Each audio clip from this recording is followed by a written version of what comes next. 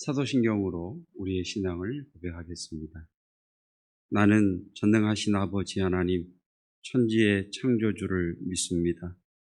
나는 그의 유일하신 아들, 우리 주 예수 그리스도를 믿습니다.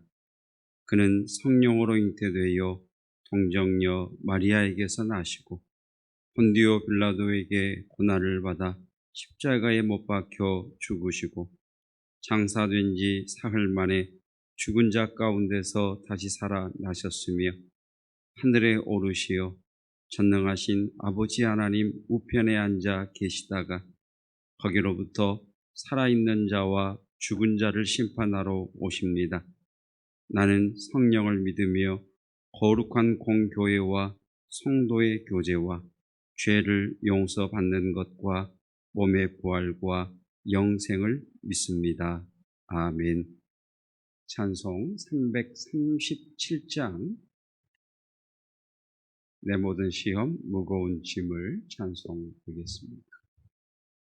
내 모든 시험 무거운 짐을 주 예수 앞에 아뢰이면 근심에 쌓인 날 돌아보사 내 근심 모두 맡으시네.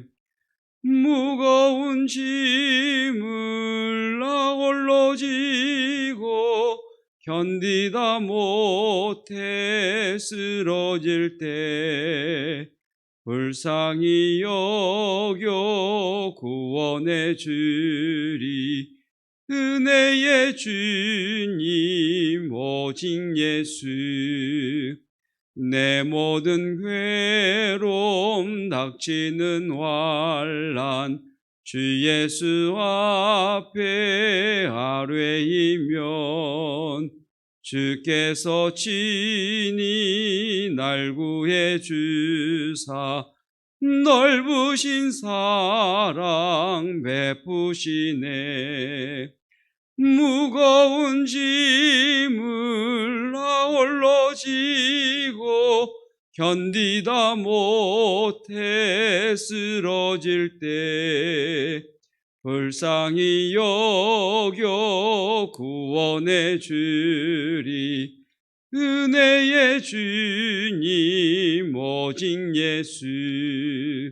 내 짐이 점점 무거워질 때 주 예수 앞에 아뢰이면 주께서 친히 날 구해 주사 내 대신 짐을 져주시네.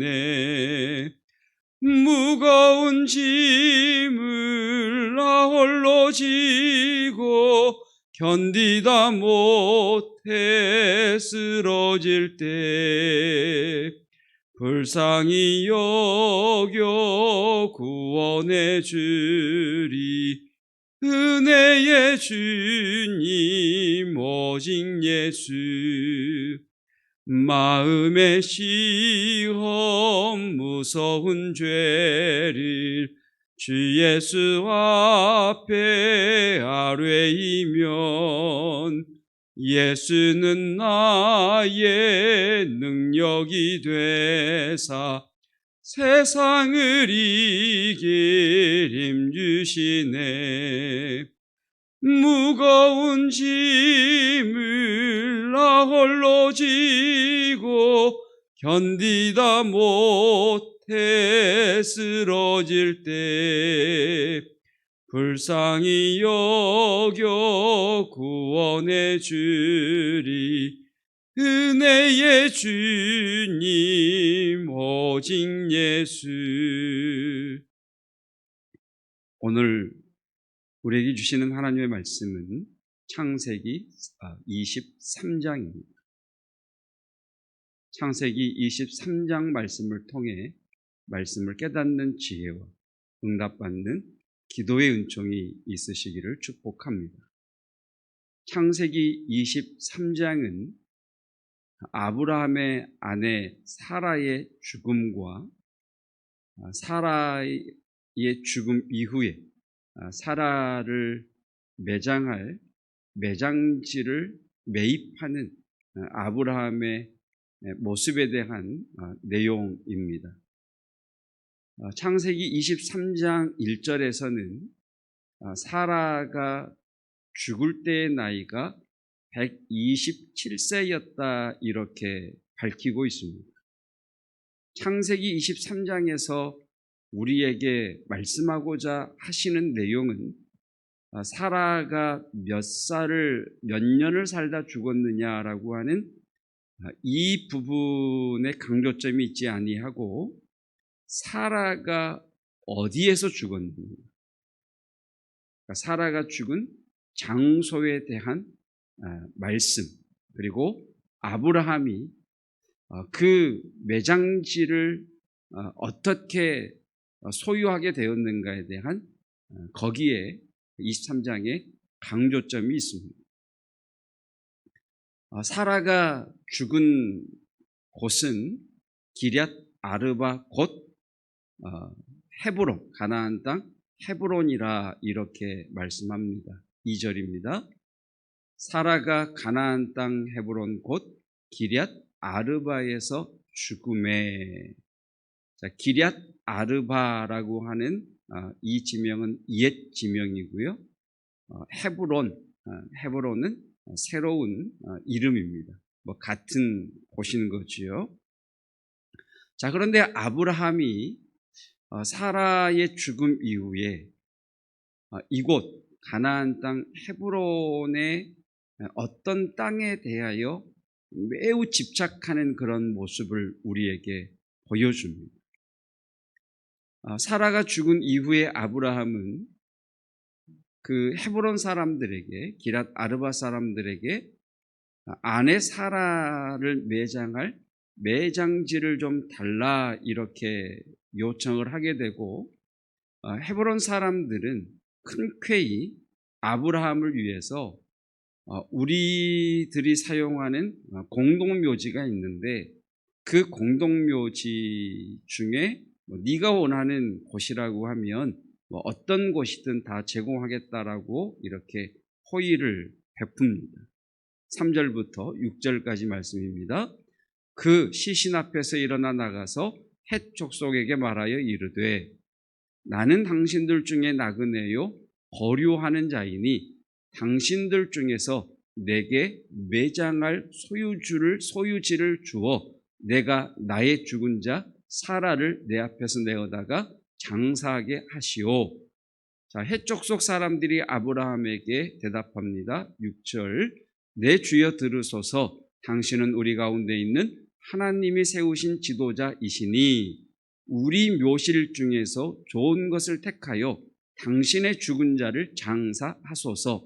우리 중에서 자기 묘실에 당신의 죽은 자 장사함을 금할 자가 없으리이다. 흔쾌히 아브라함에게 그들의 묘실을 기꺼이 내어주겠다라고 호의를 베풉니다만 아브라함은 이들의 제안을 거절을 하고 땅의 소유권을 가지려고 굉장히 애를 씁니다. 자, 지금 기럇 아르바 헤브론 사람들은 아브라함에게 우리 땅을 사용해도 좋다라고 하는 사용권을 제안을 하죠. 근데 아브라함은 그 땅을 사용하는 사용권을 내가 원하는 것이 아니라 그 땅에 내가 주인이 되는, 그러니까 그 땅의 소유권을 내가 원한다라고 하면서 소유권을 달라고 합니다. 7절, 8절, 9절 아브라함이 일어나 그 땅 주민 헷 족속을 향하여 몸을 굽히고 그들에게 말하여 이르되 나로 나의 죽은 자를 내 앞에서 내어다가 장사하게 하는 일이 당신들의 뜻일진데 내 말을 듣고 나를 위하여 소할의 아들 에브론에게 구하여 그가 그의 반머리에 있는 그의 막벨라구를 내게 주도록 하되 충분한 대가를 받고, 그러니까 값을 치르고 사겠다는 말이죠. 그러니까 사용권이 아닌 나는 소유권을 원한다는 거예요. 그 굴을 내게 주어 당신들 중에서 매장할 소유지가 되게 하기를 원하노라. 소유권을 갖겠다라고 이야기를 합니다. 자, 아브라함이 지금 아무 땅이나 말하지 않고 에브론의 밭에 있는 막벨라 굴, 그 땅을 내가 값을 지불하고 사겠다라고 이야기를 하는 것을 보면 이전부터 아브라함이 그 땅에 마음이 있었던 것 같습니다. 자, 그 땅 주인의 이름은 에브론입니다. 자, 아브라함은 9절에 있는 말씀처럼 그 에브론의 밭에 굴 하나가 있는데 그 굴만 내게 필요하다 이렇게 이야기를 하지요.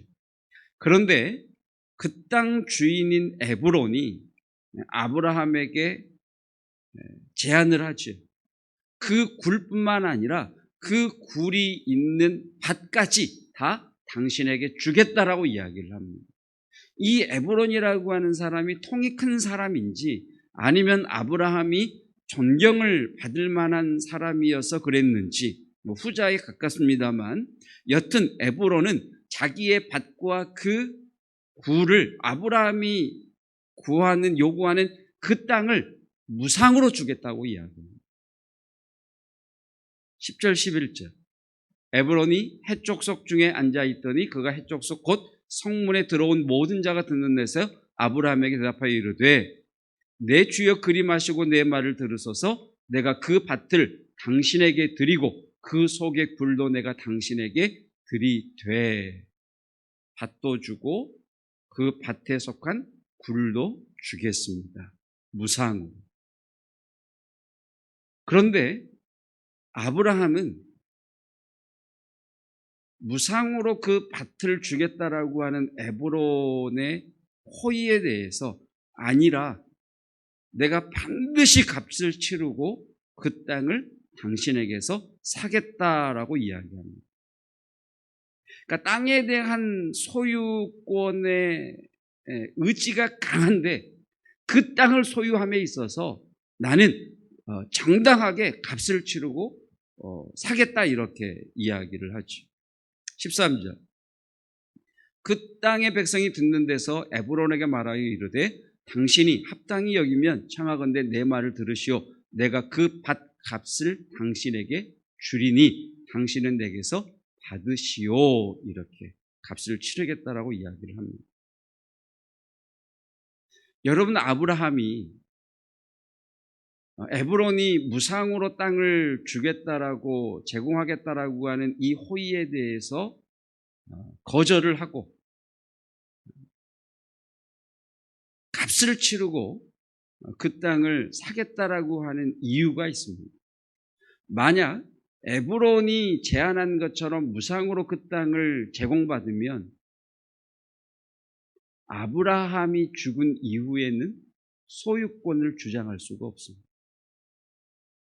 아니면 에브론의 자녀들, 그 자녀들 때에 가서 그건 우리 아버지가 한 일이고 이건 원래 우리 땅이니까 우리에게 돌려다오 이렇게 이야기하면 그 땅을 다시 돌려주어야 합니다. 그러니까 지금 아브라함이 값을 치르고서 이 땅을 살려고 하는 강력한 의지를 보인 이유는 그래야만 이 땅이 자신의 소유뿐만 아니라 정당하게 자기의 후손들에게까지 소유권이 이어지기 때문입니다. 여러분, 아브라함이 이렇게 이 땅을 소유하려고 하는 이유는 이 땅을 너와 내 자손에게 주겠다고 하셨던 하나님의 약속에 대한 믿음의 의지입니다. 하나님의 그 약속, 이 땅을 너와 내 자손에게 주겠다는 하나님의 그 약속을 자신의 삶의 성취, 자신의 삶의 그 첫 씨를 뿌리면서 아브라함은 하나님의 말씀을, 하나님의 약속을 붙드는 믿음의 의지로 이 땅을 값을 반드시 치르고 사겠노라고 의지를 보이는 겁니다. 그래서 하나님이 말씀하신 그 약속 때문에 아브라함은 그 땅값을 흥정하지도 않고 한 푼도 깎지 않고 부른 값을 그대로 지불하고 그 땅을 삽니다. 15절에 보면 에브론이 그 땅값을 400세겔이라 이렇게 이야기합니다. 이 사건이 사무엘하 24장에 보면 다윗 왕이 아라우나의 타작마당을 매입을 해서 그곳에 여호와의 제단을 쌓는 사건이 나옵니다. 그때 다윗 왕이 아라우나에게 그의 타작마당을 구입하면서 지급한 돈이 50세겔입니다. 50세겔. 그러니까 다윗보다 훨씬 이전 1000년 전에 밭과 그 밭에 있는 막벨라 굴을 파는 값으로 400세겔, 은 400세겔을 요구합니다. 이것은요, 어마어마한 돈입니다. 어떻게 보면 에브론이 팔 마음이 없어서 터무니없게 가격을 확 높여부렸는지 모르겠어요. 1억이면 될 땅을 한 100억 정도 불렀을 수도 있습니다. 너무 거리가 크니까 안 나가온다면 한 2억짜리 땅을 한 20억 정도로 이렇게 부르는 것으로 할 수도 있습니다. 사기죠. 그런데 아브라함은 기꺼이 요구하는 값을 지불합니다. 흥정하지 않습니다. 한 푼도 깎지 않습니다. 14절. 에브론이 아브라함이 대답하여 이르되 내 주여 내 말을 들으소서 땅값은 은 400세겔이나 그것이 나와 당신 사이에 무슨 문제가 되리이까 당신의 죽은 자를 장사하소서. 16절. 아브라함이 에브론의 말을 따라 에브론이 해족속이 듣는 데서 말한 대로 상인이 통용하는 은 400세겔을 달아 에브론에게 주었더라. 여러분, 아브라함도 알았겠죠. 그 땅의 시세가 어떠한지, 에브론이 왜 이렇게 터무니없이 높은 가격을 부르는지 알았겠죠. 그런데 아브라함은 우매할 정도로 세상 물정 모르는 사람처럼 터무니없는 그 값을 다 지불하고 그 땅을 삽니다. 왜냐하면 아브라함에게는 이것이 거래가 아니라 하나님의 약속이기 때문입니다. 지금 아브라함은 땅을 사는 것이 아니라 이 땅을 너와 내 자손에게 주겠다라고 하는 하나님의 약속, 그 하나님의 약속을 사는 일이라면 어떤 값이든 그가 요구하는 값이 어떠하든 기꺼이 그 값을 지불합니다. 하나님의 약속입니다. 마치 우리를 위해서 하나님의 아들이신 예수 그리스도께서 기꺼이 당신의 생명값을, 터무니없는 그 생명값을 우리를 위해 기꺼이 내어주셨던 것처럼 하나님의 약속에 대한 아브라함의 믿음의 행위입니다. 이렇게 밭을 사고 38년이 지난 후에 아브라함이 그 땅에 묻힙니다. 그리고 138년 후에는 그의 아들인 이삭과 리브가가 그 땅에 묻힙니다. 그리고 218년이 지난 후에는 아브라함의 손주인 야곱과 레아가 그곳에 묻히면서 그 땅은 아브라함의 자손의 묘실이 됩니다. 그리고 이 사건은 훗날 이스라엘 백성들이 애굽 땅에서 노예를 살다가 가나안 땅으로 향하여 갈 때 왜 우리가 가나안 땅으로 가야 하는지, 왜 그 땅이 하나님이 약속하신 땅인지에 대한 분명한 메시지와 그들로 하여금 가나안 땅을 향해 나아갈 수 있는, 광야를 뚫고 나아갈 수 있는 큰 힘의 동인이 되기도 합니다. 성도 여러분, 저희 교회 땅이 아직까지 그린벨트에 묶여 있습니다. 우리는 분명히 그 땅을 사면서 당시 시세 따지지 않고 그 땅을 팔려고 하는 사람의 요구대로 값을 지불했습니다. 그때 우리의 고백이, 우리는 거래하는 것이 아니라 하나님의 약속을 사는 것입니다라고 하는 고백이었습니다. 여러분, 하나님의 약속이 있다면, 우리가 그 약속을 붙들기만 한다면 하나님은 하나님의 때에 그 땅을 통해 당신의 영광을 나타내실 줄로 믿습니다.